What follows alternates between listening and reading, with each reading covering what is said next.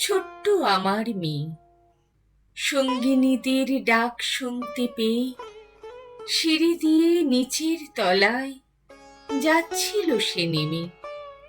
অন্ধকারে ভয়ে ভয়ে থেমে থেমে হাতে ছিল প্রদীপ খানি, আঁচল দিয়ে আড়াল করে চলছিল সাবধানে।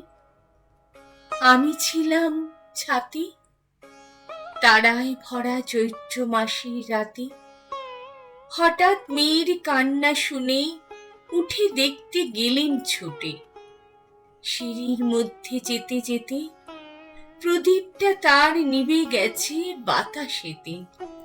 শুধাই তারে, কি হয়েছে বামি? সে কেঁদে কয় নিচে থেকে, হারিয়ে গেছি আমি। তারায় ভরা চৈত্র মাসের রাতে ফিরে গিয়ে ছাতে মনে হলো আকাশ পানে চেয়ে আমার বামির মতোই যেন অমনি কে এক মেয়ে। নীলাম্বরীর আঁচলখানি ঘিরে দীপশিখাটি বাঁচিয়ে একা চলছে ধীরে ধীরে।